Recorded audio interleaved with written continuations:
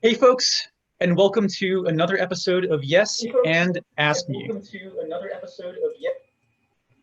a show based out of Bear Stage here in San Antonio, Texas, where I get to interview some of the brightest minds in the improv community. Today's show, we're talking about failure. Yeah, exactly. It's a good time for it, too. I want to bring out my very first panelist, Tina Jackson. Would you join us, please? I have failed to not arrive. Tina, you're my co-host. You're my mask because you keep me safe. Uh, Oh, Tina, I know from talking to you and from previous shows that you have 20 years of experience in that's improv. true. And you're also the owner and operator of Bear Stage here in San Antonio. Which is failing. Don't laugh. Don't Uh, laugh. It's fine. Everything's fine. everything's fine. Yeah, but in addition to that, the other thing I was going to say, and this is not necessarily entirely relevant to the talk show today, but I also in 2013 wrote a pilot, TV pilot, and produced it in Chicago called Adventures in Failure. So I'm so much of a failure that I have named my show that is semi-autobiographical about me and my friends, Adventures in Failure. So, But that's in the past. I mean, 20 years, you don't fail anymore, right? mm-hmm. Is Yeah, that how it yeah, goes? that's how that works. Okay, well, I'm gonna have to ask the other panelists that question. So, Chuy, Zarate, would you please join us? Get him out here. Where? Me? Chuy, Hi. What? Chuy, thank you for being on this show. Thank you for being on the show about failure. Oh, But first, can you give us your improv background, please? well, sure. But first, let me say thank you, Bear Stage, for having me on. This is going to be Absolutely. so much fun. We have fun. My background, I've been doing the improv for 30 years in front of audiences, but the story goes that I've been actually doing it since I was about 4 or 5, because my mom was the theater teacher at my school in the area at the school I eventually went to. Mhm. And she was the speech and drama teacher. So we'd go to these tournaments on the weekend for speech and drama, and inevitably the kids would get bored in between rounds when they had to perform, and so they'd go outside and they do improv games because there weren't phones and computers and stuff back then that you could take. And I used to join in with them when I was really young, and they'd let me. And so I've been Chewy, doing what it. was it like to invent improv? Well, you'd have to ask David Lampy.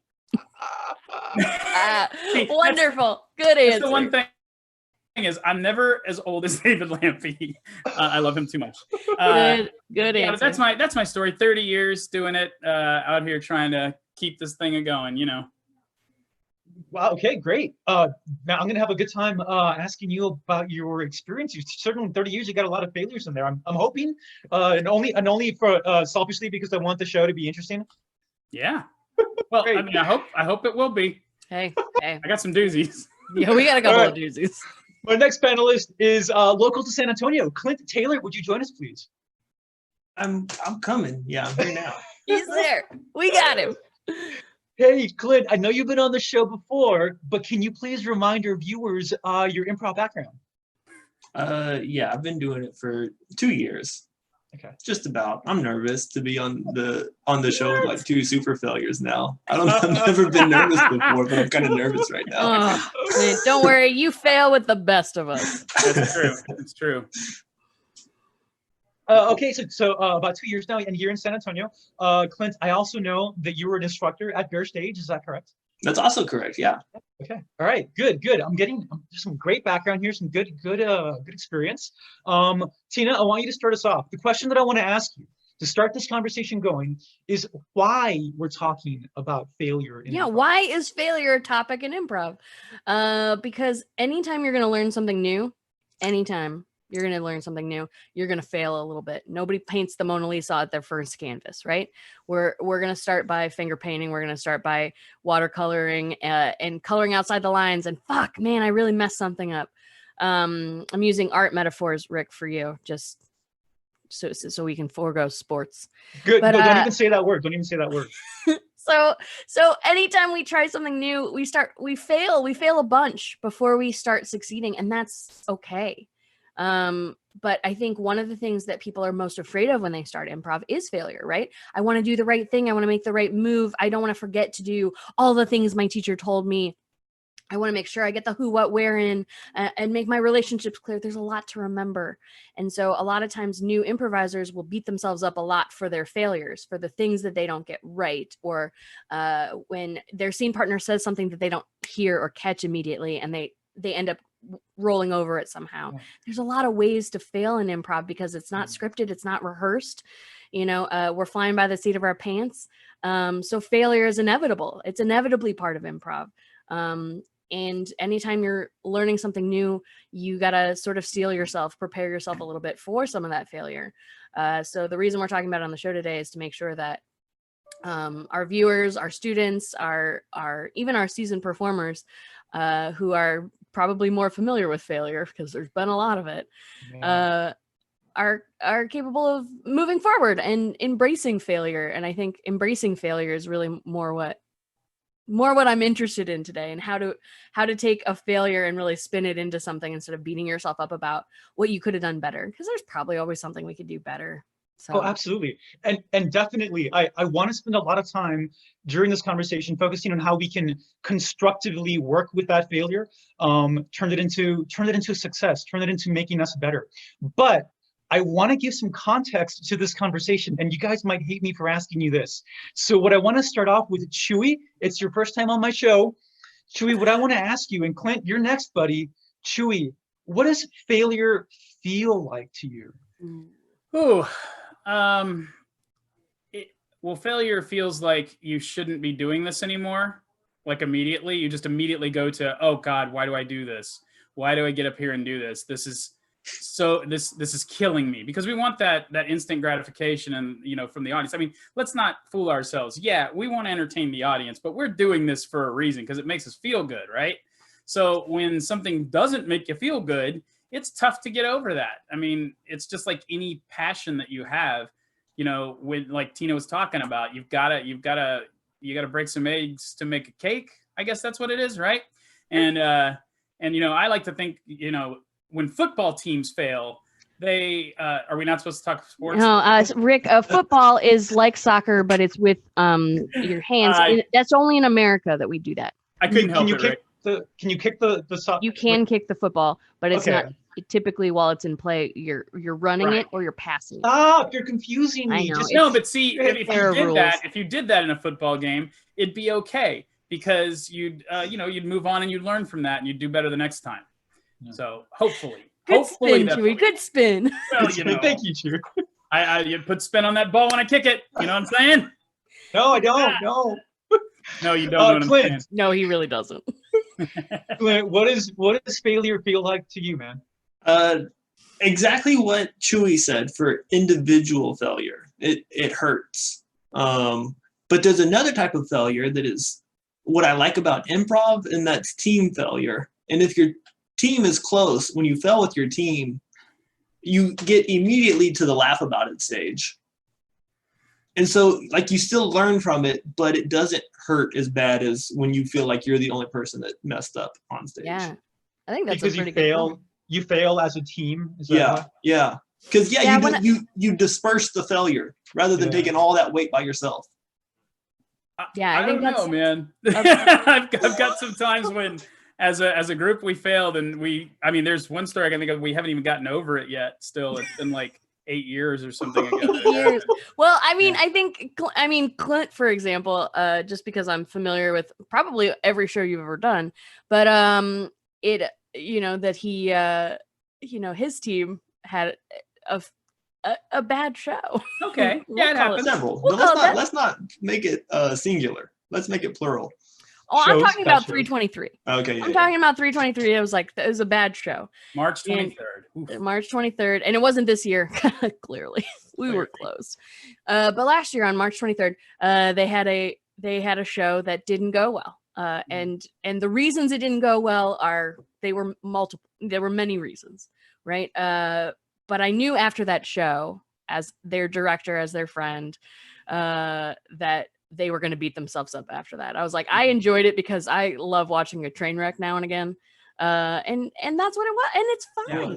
but I knew they were going to beat themselves up about it. So I was like, I gave them a couple minutes to sit there after the show by themselves and sort of like sit there, right? Acknowledge it. But I knew right away, I was like, man, I can't let them sit in that too long because they're a new enough team that like they haven't had a show like that before, that really just like, you know, they know enough about improv that they know what they want to do, and they didn't hit that mark. And so I gave them like 10 minutes, and then I went into the Belmont where they were all sitting, and I said, okay, so how do we, what did we learn? What do we learn from it? And how do we do better next time? What if, you know, if the same suggestions are thrown out, if the same ideas are present, if the same people are present, what do you do differently? What do you know? Yeah. And just started that ball, right? And I didn't tell them what they did wrong, and I didn't tell them what they could do better. There's no reason to scold somebody after a bad show. Yeah. Because they're already feeling it, right? So I just said, what would you do different?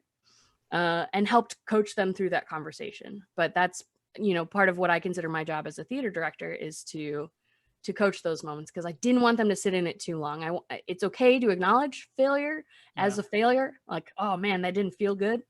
But sitting in it too long is where you start, I don't know, stewing in it and building maybe resentment with your teammates, maybe resentment or some of that I shouldn't be doing this. I'm a failure because I couldn't help my team when I knew something was wrong. Whatever it is, you know, you can't sit in it too long. Improv is fleeting. Improv is unique into the moment, and you don't get that show back, right? So the only way to move forward is to simply take the next step, move forward. Yeah. Hey, Clint, I have a request if you're okay with it. Like, you may not have this at all, but you were reading something to us beforehand, remember? And Yes. do you have the date that she's talking about? And can we hear your... Oh my God, that'd be hilarious. Let's see. I'm sure you've got a journal entry about 323. I mean, Clint had a journal out and he was talking about it, and he was reading back through it and saying how dramatic it was and stuff. But I want to hear that day, because we've got like perfect source material here. That's you know? true. 323. Yeah, no doubt. I don't. Oh, I don't have it. It was Clint. too painful. It was too painful. Yeah. Oh well. Oh Wow. no. That's okay. There's got to I be mean, something. because we talked. I mean, this is why. Yeah, Chuy was talking about my journal. And I journal. And when I started improv, it pretty much turned into only improv and nothing about my actual life. And mostly failures too. What I was disappointed with myself. Yeah. And analysis about what I did wrong. Well, because you're such a head player that you internalize so many of those moves as like the right choice or the wrong choice. So I think head players experience more failure, not because they're better or worse, but because they keep it longer. Yeah, and I know they dwell on it more. It's weird to be semantic about it, but honestly, as opposed to like a failure or not, what's more successful, what's less successful. Yeah. Fair. Either fair, way, you got point. the fuck up there, you're successful. Okay, because you're doing what like not even, I guess, 10% of the world can do. You're getting in front of people, like and speaking from whatever you have as a truth or whatever, and you're playing these characters and you're putting yourself out there pretty hardcore. So that alone, that bravery, I'm rolling my eyes because it's I know corny to me. failure. You're right. You're right. But it's you're starting at a level, you know, and then it's just a little bit and not as much failure. You know, because full failure means you've quit. You stop doing it. Like that's the end failure right there. Yeah. Hey, Chuy. So I'm piecing a few things together here. So Tina said that when you have a failure, you don't want to sit in it for too long. You want to be able to get out of that moment as soon as possible. And you said earlier, Chuy, that those failures, the way it makes you feel is that you shouldn't be doing this anymore. Yeah. But it sounds like what you're telling us is that the way that you get out of that feeling, the way that you don't, like Tina said, the way that you don't sit in it for too long is that you remind yourself that simply getting up there was a success. And that even though you might be thinking about a particular failure that happened in that show, there probably are a dozen or more successes that you actually experienced throughout that process. You put your clothes on that day. That's a success. You know, I mean, seriously, like, these are, I mean, you can simplify it so much if you think about how it affects your day, you know? If you take improv out of context, like as a show itself, and think of it more as the day that you have these events that you do all day. I went to the store. I got, all of my groceries. And then I had to gas up. So I went and did that. Success. Then I went to pick up my kids from daycare. Success. I got them home. I got them fed. Success. I got dressed. Success. Then I went to the theater. I drove all the way the fuck to the theater to do a free show. Success. And I got up there either with people I know, don't know, whatever, but I got the fuck up there. So at that point, failure is not really a thing. It's just a lesser success and a little bit more success. I want to. The image that I have in my head, Chuy, that you painted for me is the rungs in a ladder. Yeah. The failure that you feel is like jumping, or like you fell into a really deep, dark hole. And every rung of that ladder that allows you to get out is you reminding yourself that you actually did have many, many successes along the way. And you need to have as many of those rungs to get yourself out of that hole. Beautiful. Yeah, and I mean, the thing that I always say, and I kind of illustrated it in a nice way, but if I want to say it in a really, really mean way, or not a mean way, but a gruff way, like I'm a little harsh sometimes. You abrasive? Yeah, right? Me? It's just fucking improv. Yeah. Like the picking up of your kids, the feeding them, the getting your gas, the groceries. Living life is much more important than this shit.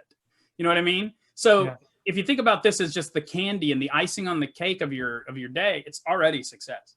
Yeah.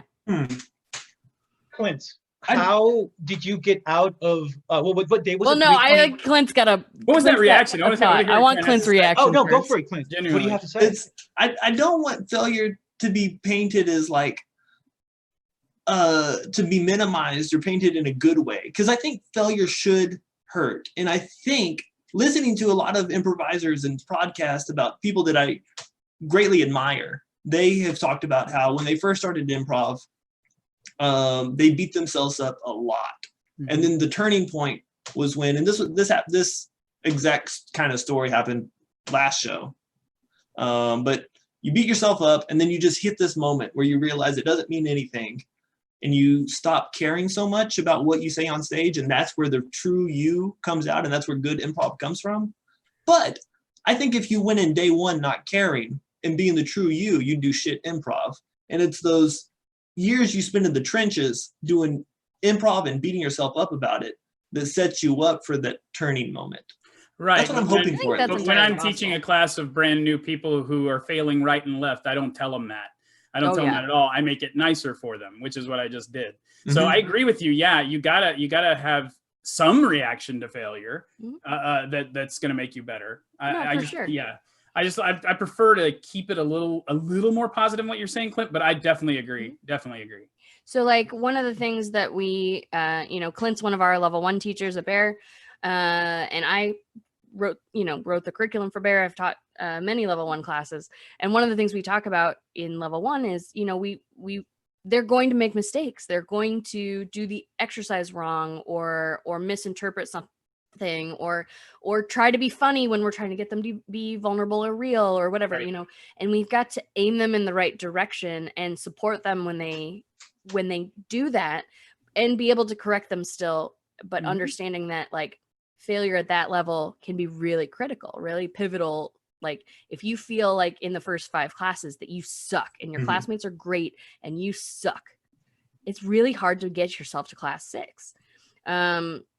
And so we need to be able to acknowledge all of the successes, right? Like even just the little, like you said, the rungs on the ladder where it's just like, hey, listen, you named your scene partner.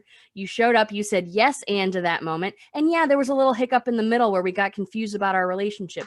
But here are the things you did well to remind you that like, not everything that you do is wrong just because you couldn't find the one thing that we were trying to get you to do or whatever. Yeah, so even still, a lot of that early experience in a class, especially in a classroom, but on stage as well with young improvisers, is cheerleading the successes mm-hmm.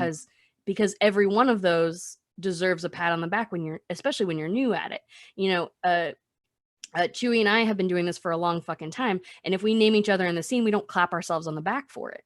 Right. At this point, but in level 1, that's amazing. Great. You did it. Naming. Yay. Yeah. And so we change what we, I think, value as we spend more time. Right now, if I fuck up in a show, if I fail in a show, it's because there was a moment on stage where something uncomfortable happened and I didn't save it the right way, or re-navigate, or an audience member got unruly and I don't know if I handled it the way I wanted to. You know, it's like, but we never expect our younger students or our earlier level players to have to be able to handle some of those things. We don't, you know, I clap myself on the back where I'm like, oh man, I made a really good callback bringing this thing into that. Yes, way to go me. But we don't teach that in a younger class because those things are more advanced. So honestly, we got to remember there is a perspective too. Like everybody deals with failure in different ways. If you know as a good teacher or a good coach, you should be able to ferret out who in your class can handle criticism and who really can't. And is going to really internalize it and really be hurt by it. So you got to be a little more gentle overall in order to do that. But there's nothing wrong with that person feeling that if that's the way they process things. The problem comes if you're in a troop dynamic or something like that. Usually if you're feeling that way about it and everybody else in the troop isn't, you kind of have a hard time playing with those people in the end. You can, yeah. There's a real disconnect. Yeah.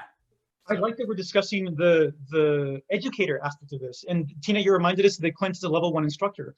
So my question to you, Clint, is what did you learn about your own performances from watching your level 1 students fail? Good question. That's a great question.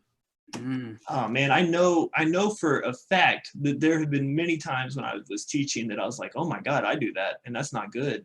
To be able to pinpoint an exact moment is hard, but I also, I know for a fact that happened because I felt kind of like I was cheating the system by being a teacher, but learning at the same time. That's funny. Yeah, I never thought about it that way, that you're just getting like extra education, but from your students. You naturally learn something from everybody you work with, period, you know? So yeah, that's great. It's good insight, Clint. Something else I want to say, Clint, you mentioned earlier that failure should hurt a little bit. Now, I know that it's hard to have these discussions without going into semantics, but what I would respond to that is that if it didn't hurt, then it wasn't failure. If someone has a show and they feel perfectly fine about it, everybody else may have recognized that there were some mistakes going on, but if this person doesn't see it, then in their mind, they didn't experience a failure. Certainly, but you're not looking at a show as black and white failure or not. Right. There are failures inside the show, and there are successes inside the show. So overall, what happened? Yeah, sure, you can get hung up on one thing you said or what you should have said or what you did wrong, but as a whole, your successes come in waves. It's like a damn heart monitor, you know? Anyway, yeah. But Chuy, as a coach, have you experienced, I know I have, but I guess I'm sharing the experience, is like sometimes after a show, the team that you're coaching or directing or a class show maybe claps themselves on the back. Oh my God, we just did the best show ever. And you're like, I let them have it. I let them have it for now because honestly, we got class coming up. We could talk about it there. Yeah, it was a great show, guys. But here's the thing. Let's really think about it. Let's dissect it. And what's even better is when they come back to class the next day or next week or whatever, or your next rehearsal, and they're like, I thought about that show. It really wasn't that. Which, ultimately is the purpose of teaching, is we're teaching students how to recognize failure. Right. Correct. And then in turn grow. Because level 1 shows, there's a lot of things that we could consider mistakes and failure. Like if you two were on a team that did a level 1 show with the same skill set as an actual level 1 team, y'all would feel awful about those rungs. Correct. And so no, I completely agree. So I think failure can be seen from an audience perspective. You can think the show failed, even if the show doesn't fail from a variety of, there are certain people who don't love dramatic improv and they're like, oh, what a terrible show. And I can look at it and be like, man, that show was tight. It's not everybody's preference stylistically, but that show was full of emotion and character and development and growth. And, it's like, I can see all the benchmarks of success. And those shows find an audience. Those shows find an audience too. Oh, of course they do. They may not seem to work for some audiences like you're talking about, but man, if it's good improv, it will persevere. No, and I've been in that show. I've been in that show many times where I was like, that was a good show. The audience wasn't there for it, but that was a good show. And sometimes it's hard to look at those objectively because the success of your show sometimes, and certainly is different for a lot of improvisers, is deemed worthy by the success of the audience. If the audience loves the show, I might not think it's a great show. You know what I mean?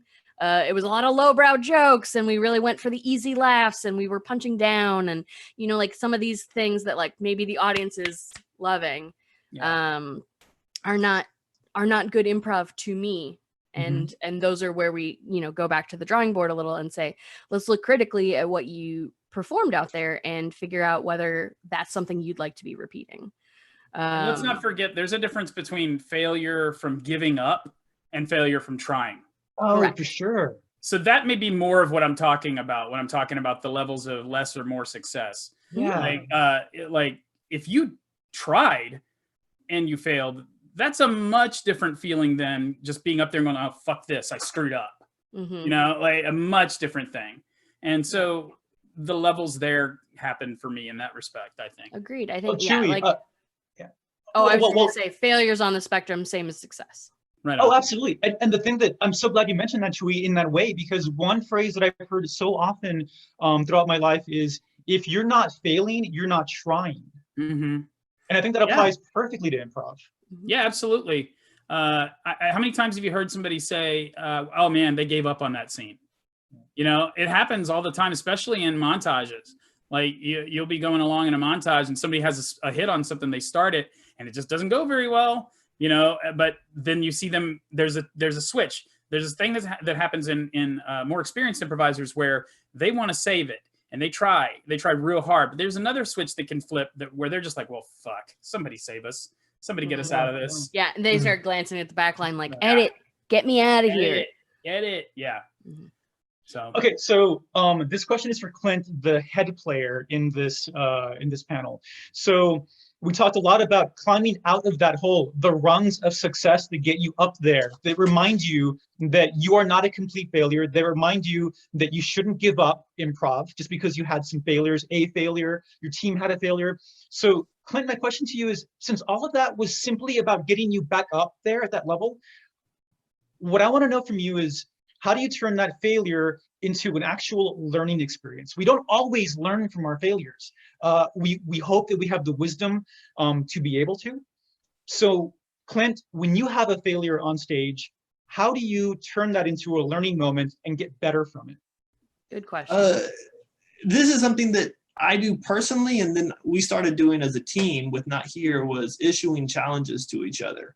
Recognizing weaknesses within ourselves, and then before the show we would go around and tell each other, this is what I'm going to work on, and if I don't do it, then I've failed, which is, it goes back to that like trying thing. And so like that would be one that was internal, but then there's also that external kind of coaching factor where we coach each other and be like, hey, you have to do a accent this show, and if you don't, you failed. Oh, wow. Along that same line, Zarzamora, when we were still performing, we had a problem that we would never allow a two-person scene. There were like 6 of us, and we were all pretty good improvisers. And so we were like, I got to hit, I got to get my line out. We started wearing rubber bands on our wrist. And just whenever you felt the urge to cross, if you didn't think it really needed it, you just started snapping your wrist. Just this like Pavlovian response to like, don't go out there. Don't go out there. They don't fucking need you right now. So yeah, along that, I love the idea of challenges like that. Or we always used to bet back in the old days, hey, who's going to drop the F-bomb first, you think? You know, like usually me.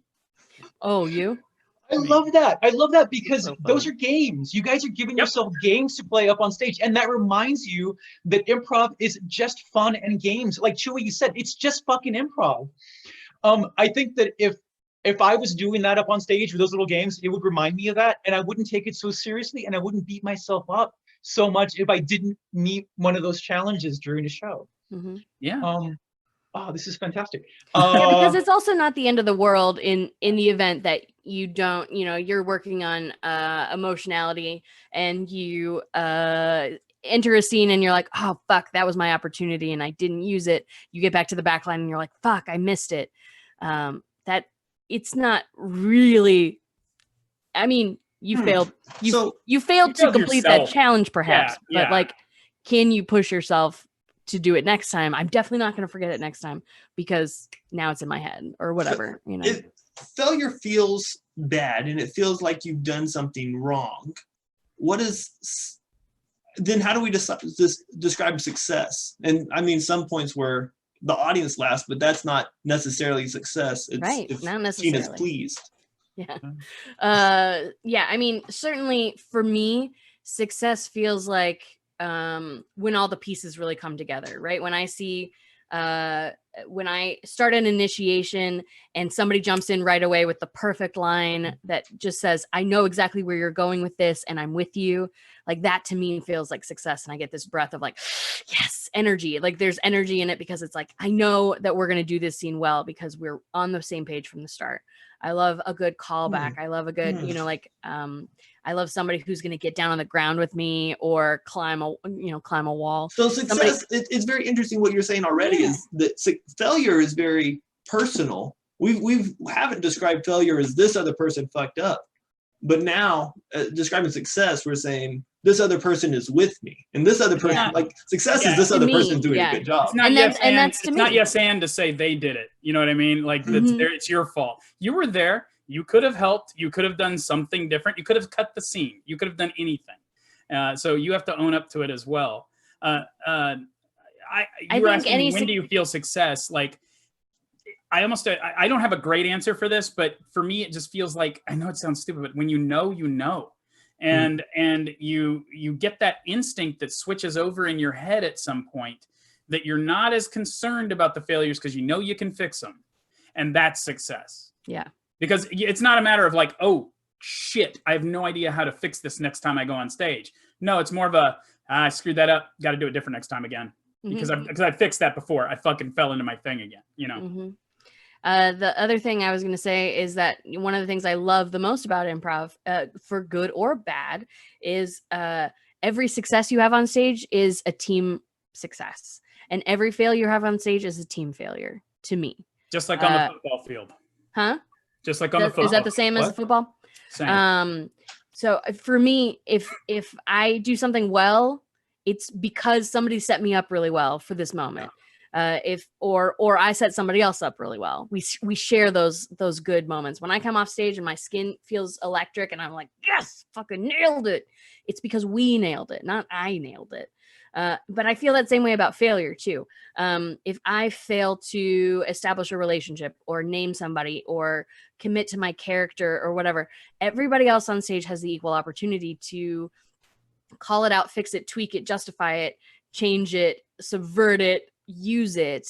We like to say there are no accidents in improv, right? We might trip and fall on stage, but let's use it. Anything that's on stage is usable. And so everybody has the opportunity to use it. Now, something that I would see in a level 6 show as a failure, I might not see as a level 1 failure, right?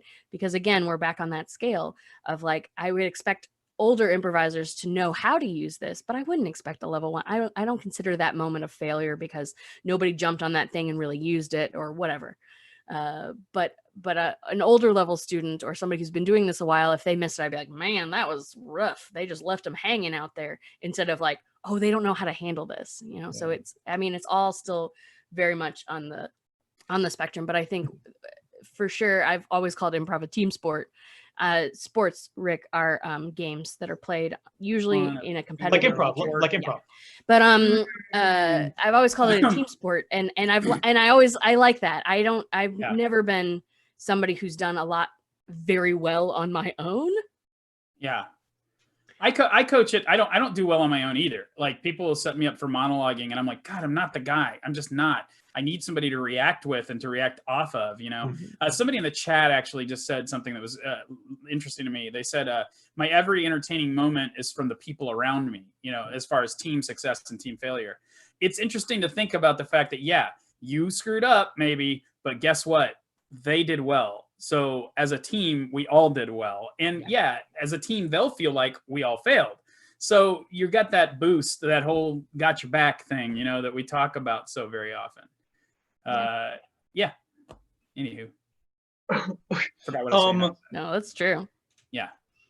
So I got surprised again this time. I was thinking we're gonna focus entirely on our own individual failures. Clint, when you threw us into the conversation of failure as a team, right? Success as a team, failure as a team.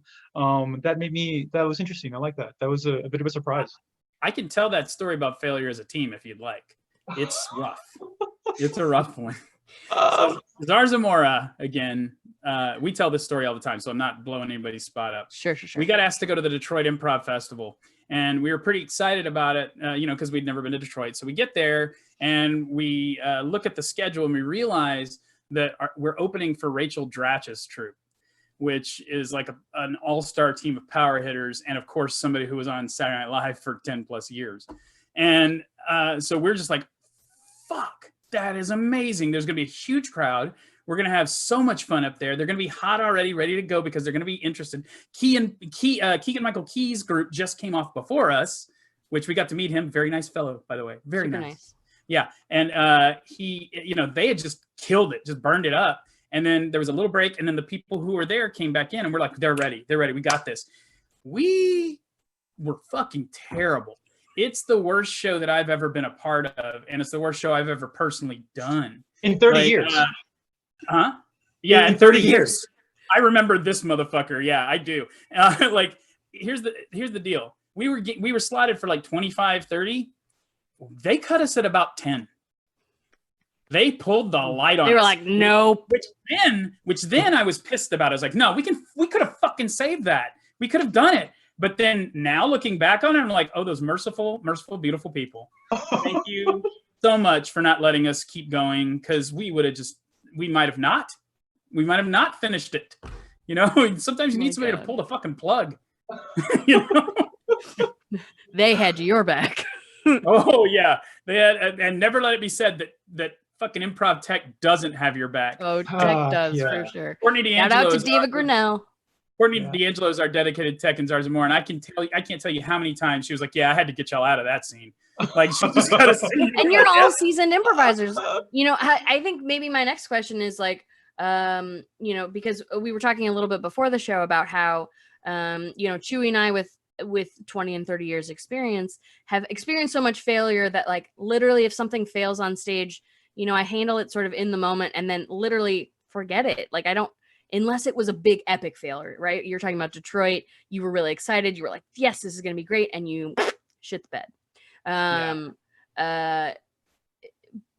But, in the grand scheme of your 20 or 30 years of improv experience, that you stop sort of tallying the failures. You don't keep track of it really. Because you do so much. Like poker players say, you never remember your big wins. You only remember your big beats. And that's about the biggest beat I can think of. Detroit Improv Festival, headlining spot before Rachel Dratch, and we fucked it. We just screwed it up. Yeah, I mean, for sure. Yeah, that's a bad beat. That counts. Took my whole bankroll. No, for sure. It's about time to end the show. I think it's a bit No, fitting that we end the show. Come on, Rick. I think it's a bit fitting that we ended on such an epic failure. Thank you. Thank you. We're gonna pull the plug on Chuy's story. That's it. Cut the lights. Guys, all three of you, thank you so much for sharing these stories about failure with us. It's no secret that we paired this with the growth episode yesterday. Yeah. Not yesterday, Wednesday. Oh. Yes, exactly. Because we did growth, and one of the things we ended up saying was that growth really comes from learning, and learning comes from failure. Like, they really go so well together. So watch both these episodes together because I think they really pair nicely, like a fine wine and cheese. Oh, yes, like chocolate and a red Sauvignon Blanc. Ooh, Sauvignon. Yeah. It's so long, Cabernet Sauvignon. A red Sauvignon Blanc. The 3 years I've had any wine. Hey, Shit. you know what? We haven't been improvising in a while. How many? Actually, I would have loved that joke on stage. Oh, nice Cabernet Red, a Cabernet Sauvignon Blanc, maybe. A Blanc Red, yes. All right, no wine analogies for Chuy, no sports analogies for me. All right, let's just make that a rule from now on. Hey, you shut up! I could drink you under the table. Oh wait, no, don't. No, don't do that. Chuy, don't. Thank you all for being on this show. Thank you for sharing these stories. We also touched on vulnerability on Wednesday's show, and I think that all three of you made yourselves a little bit vulnerable to discuss these failures with us.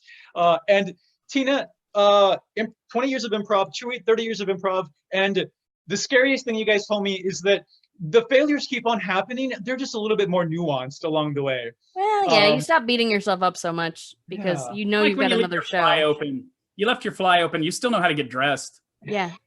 You know, Yeah. it's not a big deal. Yeah. It's like, Just oh, next shit. time you extra check your fly, right? You're just like, Exactly. Next time for about a week, you're looking at your fly. yeah, you check That's extra hard interesting. for a while to make sure you don't make that same mistake again. But you'll make it again in a year, or you'll make it again next week. When or you're a whatever. third grader, that mistake destroys you. But as an Yeah, adult, you're like, yeah. oh, that's Boom. a Right. good No problem. You're like, yeah, well, exactly. Yeah, exactly. Perfect point. Mhm. For all of our live viewers on Twitch, thank you so much for joining Thank us. you. If you guys take anything away from us, the example that Chuy gave us of, like, you know, falling in that hole and then just remembering that there were probably a few dozen different successes that led you up to that point, and hopefully that'll be enough for you to climb out. Folks, speaking of climbing out, things are a little bit weird Yikes. right now in the world, and we could all use some help climbing out of this quarantine when it's time.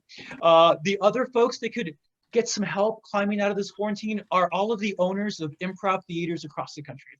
If you are in a city and you know, a city where you know improv, and you've been to those theaters, find them online, go to their website and find a way that you can support them. If you're in San Antonio, if you like what you saw today on this show sponsored by Bear Stage, go to bearstage.com and there is a donate button right on that front page. Clint, Chuy, Tina, thank you again for being on this show. As always. Thanks for having Folks, him. yeah, absolutely. Join us again on Monday. We'll have another show for you then. Guys, all of you, thank you so much and we'll see you later. Bye, guys.